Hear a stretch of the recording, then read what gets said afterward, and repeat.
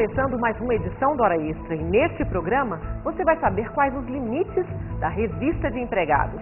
Afinal, a revista é uma medida de proteção ou uma afronta à privacidade do trabalhador? Conheça mais sobre o direito empresarial e quais os pontos comuns e divergentes com o direito do trabalho. E o meio ambiente do trabalho no campo é o assunto abordado no bloco de entrevistas.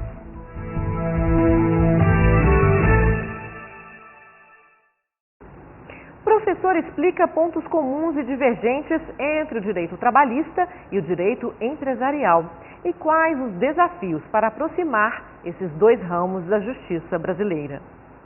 No Brasil, a Justiça do Trabalho existe especialmente para resolver conflitos entre trabalhadores e empregadores, visando a paz social. Mas há outros ramos do direito que também lidam, de alguma forma, com esse desafio de conciliar os interesses de classes. Um deles é o direito empresarial. O direito empresarial ou comercial é um ramo do direito privado. Trata-se de um conjunto de normas disciplinadoras da atividade negocial do empresário ou de qualquer pessoa física ou jurídica destinada a fins de natureza econômica. Especialista em direito empresarial, o professor e advogado Rubens Fernando alerta para os pontos comuns e os pontos divergentes entre os dois ramos do direito, o empresarial e o trabalhista. Na verdade, esses dois ramos, eles devem, com o tempo, se aproximar. Quanto mais é legalista a visão do operador do direito, eles se afastam. Por exemplo, uma visão de que o direito empresarial às empresas existem só para conceder lucro aos empresários é equivocadíssima. É claro que nós não somos hipócritas. A empresa existe para dar lucro, sim, mas ela tem uma missão na sociedade, na formação de mão de obra, de dar proteção e prazer no seu labor aos seus colaboradores.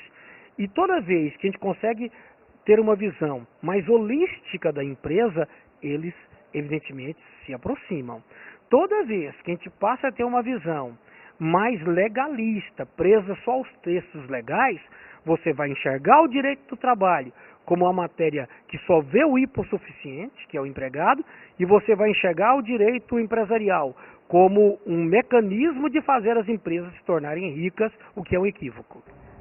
Para o professor, o princípio da função social da empresa está cada vez mais presente no universo do trabalho brasileiro. O princípio da função social, ele é a alma da evolução do direito. Vou dar um exemplo. O novo Código Civil fala em função social da empresa, em função social dos contratos, tema que não era abordado até 2002 no direito empresarial. Então, primeiro, porque ele é uma evolução da visão do mundo econômico. Em segundo lugar, porque a prioridade do direito, mais que as empresas, o aparato judiciário, ou permitir que pessoas trabalhem nesse naquele poder, o grande objetivo do direito é a justiça e que o homem viva de forma prazerosa nesse mundo justo. E a função social permite exatamente isso, que a gente busque viés dentro do direito para que o homem seja feliz.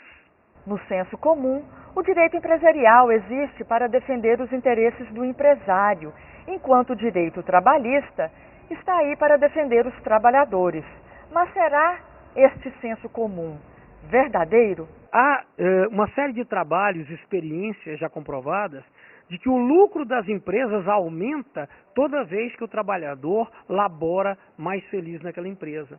Então, uma empresa que sabe retribuir de forma em agradecimento do trabalho de seus funcionários, uma empresa que faz uma ginástica laboral antes de iniciar o seu trabalho, uma empresa que viabiliza linhas de crédito para que seu empregado tenha uma vida mais contemplada quanto a bens, é uma empresa que não está fazendo filantropia, porque essa hoje é uma questão empresarial. Eu tornar o meu empregado mais feliz não é uma questão de ser cristão ou ser ateu, não, é uma questão de ser empresário inteligente, porque o meu lucro seguramente vai ser maior na medida em que isso aconteça. A revista de empregados é permitida por lei? Quais os limites inerentes ao poder de direção e fiscalização do empregador? Veja no Fique Sabendo.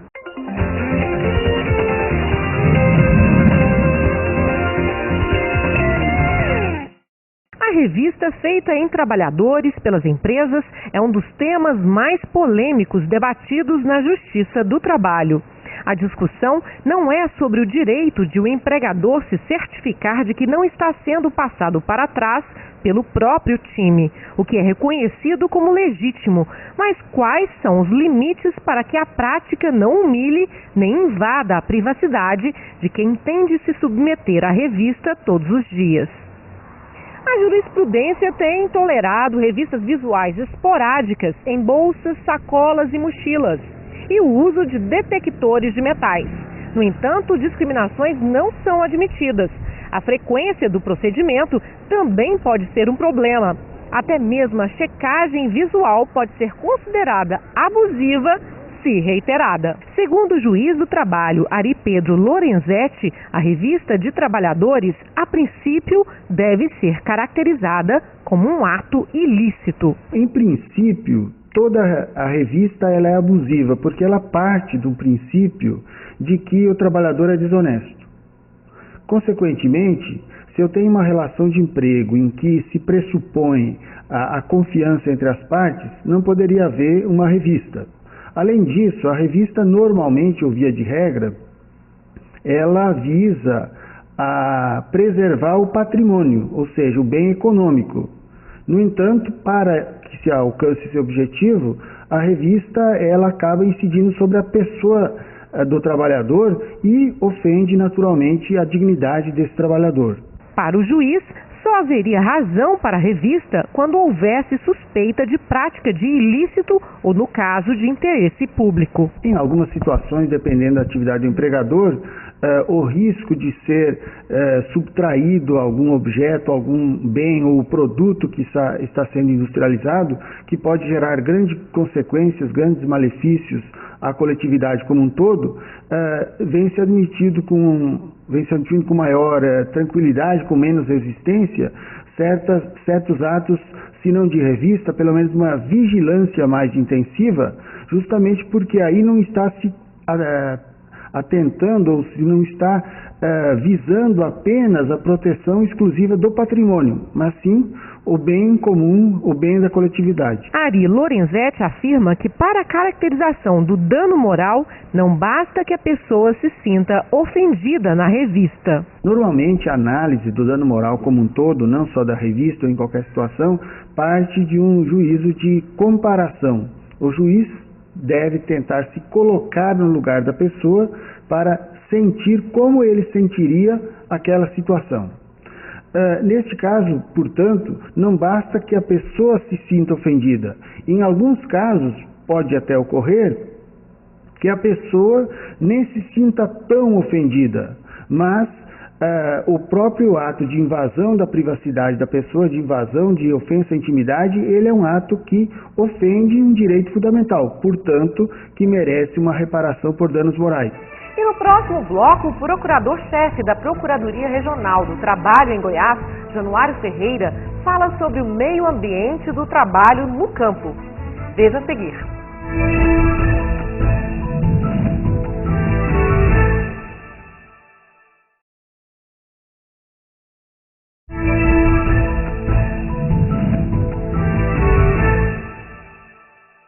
Na trajetória de um crescente processo de modernização e desenvolvimento tecnológico, o meio ambiente de trabalho rural passou, nas últimas décadas, por profundas mudanças no padrão de produção agropecuária, as quais atingiram diretamente trabalhadores rurais e a sociedade. No entanto, o avanço tecnológico não beneficiou os trabalhadores, que sofrem com o descumprimento de normas legais básicas de preservação do meio ambiente do trabalho. Sobre o assunto, nós conversamos agora com o procurador-chefe do Ministério Público do Trabalho em Goiás, Dr. Januário Justino Ferreira. Dr. Januário, as condições de trabalho no campo elas não acompanharam a evolução tecnológica. Hoje existe um maquinário muito pesado, potente, avançado tecnologicamente e, ao mesmo tempo, essa tecnologia, ela não beneficiou o trabalhador que ainda ele está desempenhando suas atividades em condições precárias. Isso prejudica a sociedade? Olha, Márcia, primeiro eu quero agradecer esse espaço conferido ao Ministério Público também, aqui para mostrar suas ideias e demonstrar também o que o Ministério Público vem fazendo nesse setor para proteger o trabalhador nos seus locais de trabalho. Bem, essa evolução tecnológica que chegou no campo, ela se deve principalmente na segunda metade do século passado, quando ali nos idos de 1960, houve aquele chamado êxodo do trabalho rural, do trabalhador rural. Ele veio para a cidade em decorrência da tecnologia que chegou ao campo.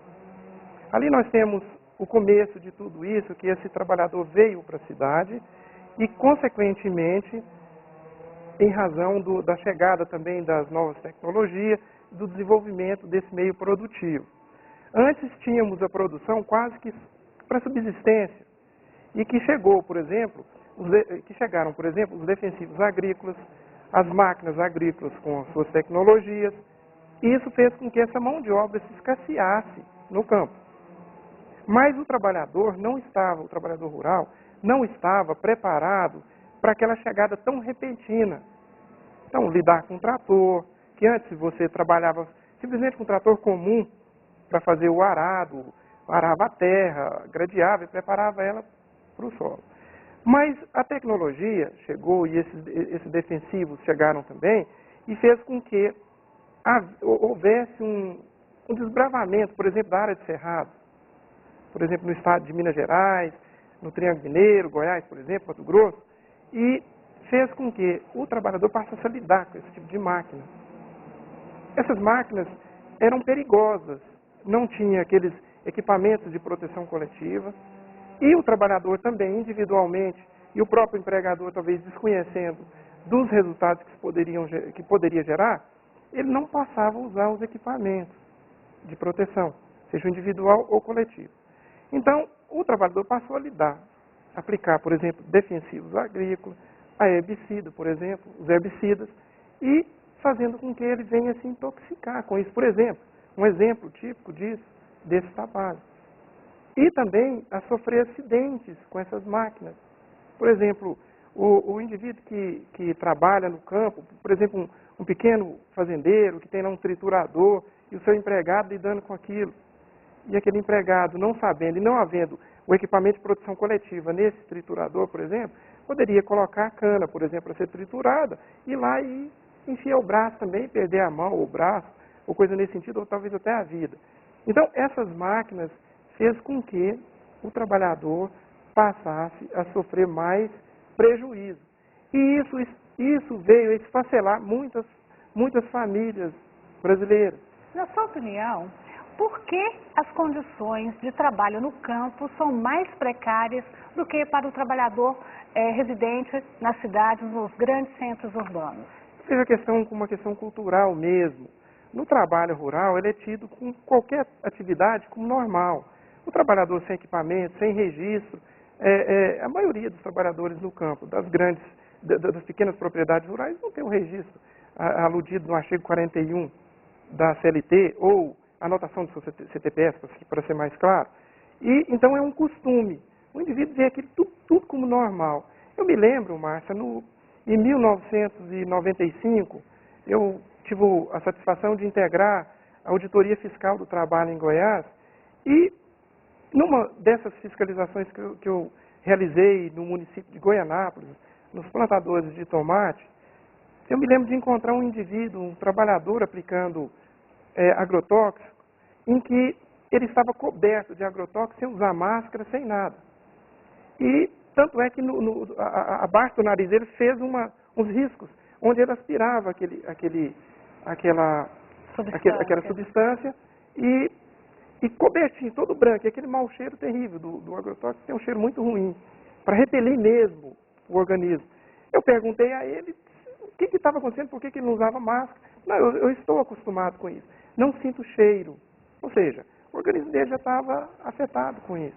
Então, é uma questão cultural mesmo, do trabalhador, do empregador, que não tem esse cuidado necessário com a saúde e segurança do seu empregado. Mas existem normas de proteção do trabalho do campo? Por que há tanto desrespeito em relação aos direitos desse trabalhador? Bem, existem normas sim. Aliás, ela já existe já há bastante tempo. Voltamos aqui em 1943, com o advento da CLT, e ela não aplicava ao trabalhador rural. Mas a partir de 1963, com o Estatuto do Trabalhador Rural, foi ali os primórdios da área de segurança e medicina para a aplicação do trabalhador rural. E isso veio até 1973 com a Lei 5.889, de 73, em que adveio a Lei do Trabalhador Rural. E já havia uma certa aplicação das normas de segurança e medicina do trabalho. Até que em 1988, com a Constituição Federal, e principalmente com o inciso 22 do artigo 7º dessa Lei Magna, ele estendeu ao trabalhador rural e urbano os mesmos direitos, ou seja, as normas de proteção relativas à saúde e segurança do trabalho. E o Ministério do Trabalho, a partir da CLT, que passou a ser aplicada ao trabalhador, que é o artigo 154 até o 200 da CLT, em que prevê essas normas de saúde e segurança, ele passou a normatizar, através do artigo 200, as chamadas NRRs, as normas reguladoras rurais, que até teve prevalência, até com o advento da Portaria 86 de 2005, que inseriu e publicou a NR 31, que trata sobre a área de segurança e saúde no campo. Então, essas normas existem e elas vieram para ajudar o trabalhador.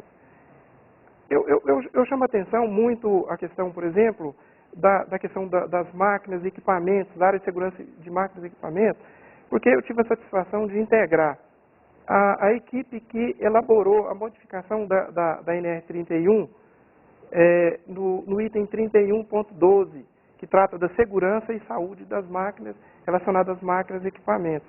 Ela sofreu modificação radical agora, com portaria publicada em dezembro de 2011, em que mudou as formas dessas máquinas, sendo obrigatório hoje qualquer máquina, não é opcional, mas sendo obrigatório sair de série, sair de fábrica, com todos os equipamentos de proteção coletiva, tanto as máquinas e equipamentos. Certo. Nós vamos para um rápido intervalo e voltamos já. Hoje falando sobre condições de trabalho no campo, com o procurador-chefe do Ministério Público do Trabalho em Goiás, Januário Justino Ferreira. Voltamos já.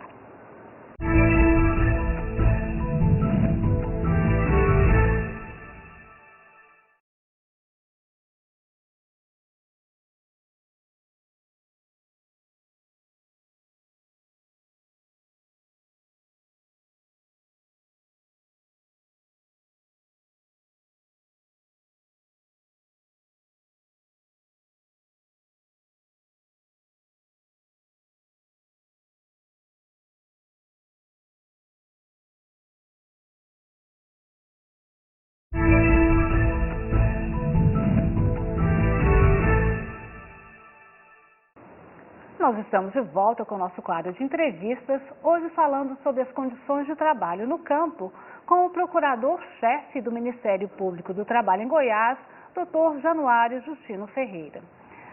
Dr. Januário, no bloco anterior, o senhor comentou as modalidades de acidentes que acontecem com os trabalhadores rurais. Mas quais os acidentes mais comuns que acometem esses trabalhadores? Bem, os acidentes mais comuns no campo eles são relacionados com as máquinas utilizadas no setor produtivo, em que o trabalhador lidando e não tendo o costume de lidar com aquela máquina... E nem o treinamento adequado, nem o treinamento adequado faz com que ele venha sofrer os efeitos dessas máquinas. Embora nós temos hoje várias normas já prevendo meios para minimizar esses riscos, mas eles ainda decorrem com mais relevância nesse setor. Também não podemos deixar de lado as questões relacionadas à LER e à DOR, em razão dos movimentos repetitivos, que um trabalhador rural, em acidente típico, pode envolver com a lida do podão, por exemplo, em que ele vai produzir 12 mil quilos de cana por dia, fazer o corte desses 12 mil quilos, em que ele vai ter que fazer um movimento repetitivo aí, suponhamos da poda, por exemplo, do uso desse podão, em mais de 120 mil vezes que ele vai utilizar esse podão. E também carregando essa cana cortada e empilhando ela e tendo que andar, e muitas vezes, aí, 1.500 metros, carregando esse peso. Porque o indivíduo que faz o corte de 12 mil quilos de cana dia, ele anda em torno de 8.800 metros, segundo pesquisas já realizadas no estado de São Paulo e que demonstrou o quanto esse trabalhador sofre nesse setor.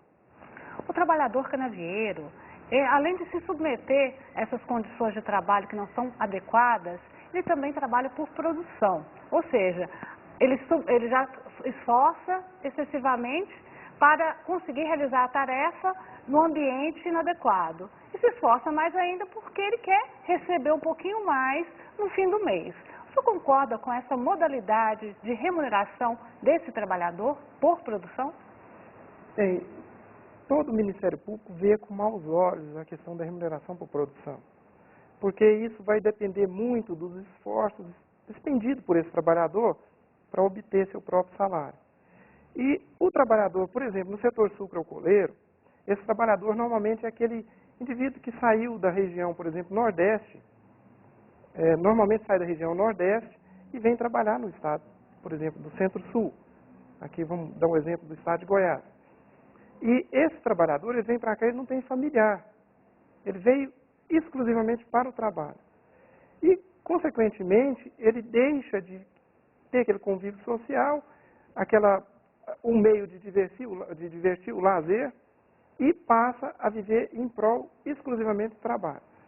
E ele, como ele veio para cá, ele quer ganhar mais dinheiro. E isso faz com que ele venha produzir mais e sempre se superar. Do outro lado, tem o lado do empregador que ganha com isso, porque ele precisa daquele trabalhador. Aquele trabalhador, ele é robusto, é um trabalho que ele exerce com dedicação e automaticamente deixa de cumprir as normas relativas às condições de trabalho. Por exemplo, ele deixa do descanso, do repouso intra-jornada, ele praticamente não faz esse repouso porque ele tem que pegar e fazer essa produção. E aí que ele consegue, às vezes, tem trabalhador, chegando aí, cortar aí quase 15 mil quilos de cana dia. E isso aproveita o empregador com essa alta produtividade dele e, ao mesmo tempo, tem a conivência, eu falo conivência por fraqueza do setor, né? do setor até envolvido nesse contexto, que são as entidades sindicais que deixam e permitem que essas cláusulas prevaleçam. Isso é aquilo que a gente chama de uma cláusula, ou seja, desse trabalho que você estipula o salário muito baixo e para que ele consiga aumentar esse salário dele através da produtividade. De um esforço muito grande desse trabalhador. E são aquelas cláusulas abusivas que a gente vê tipo no direito do consumidor, que a gente chama também de draconiânica. Para finalizar, eu gostaria que o senhor respondesse rapidamente como o Brasil é visto lá fora com relação a esse trabalho rural, com relação também ao trabalho escravo, que ainda é uma realidade aqui no nosso país. O Brasil não é bem visto aos olhos internacionais. Haja vista que o trabalho no campo, ele tem absorvido mão de obra degradante. Ou, às vezes, o próprio trabalho escravo estrito sensu. E a atuação da OIT, publicando, informando isso, a Anistia Internacional, que muitas vezes acompanham as fiscalizações realizadas pelo Ministério Público, junto com a Polícia Federal e a fiscalização do Ministério do Trabalho, vem demonstrando que essa realidade existe mesmo no nosso setor produtivo no campo. Isso faz com que o nosso produto exportado nesses setores, por exemplo, o açúcar e a próprio álcool, o etanol hoje, ele seja não visto com bons olhos na Europa, nos Estados Unidos, e em razão mais em relação a isso. Foi feito um pacto com o governo federal e as usinas, o setor representativo dessas usinas, para haver melhorias, mas eu não vi ainda com grande resultado essa questão. Certo. Eu conversei com o procurador-chefe do Ministério Público do Trabalho em Goiás, Dr. Januário Justino Ferreira, sobre as condições de trabalho no campo. Dr. Januário, obrigada pela sua presença aqui no Hora Extra. Eu que agradeço em nome do Ministério Público e coloco a instituição sempre à disposição do programa, que é um programa relevante para toda a sociedade, para demonstrar o que o Ministério Público vem fazendo e o que pode fazer em prol da sociedade. Essa edição do Hora Extra chega ao fim. Obrigada pela sua companhia e até a próxima semana. Mais informações sobre o TRT de Goiás você acompanha no Twitter e no Facebook.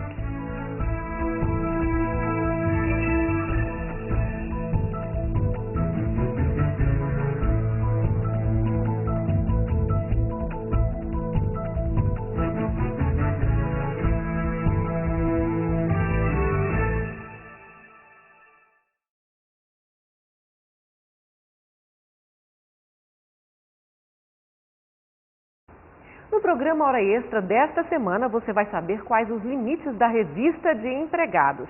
Afinal, a revista é uma medida de proteção ou uma afronta à privacidade do trabalhador? Conheça mais sobre o direito empresarial e quais são os pontos comuns e divergentes com o direito do trabalho. E o meio ambiente do trabalho no campo é o assunto abordado no bloco de entrevistas. Aguardamos você!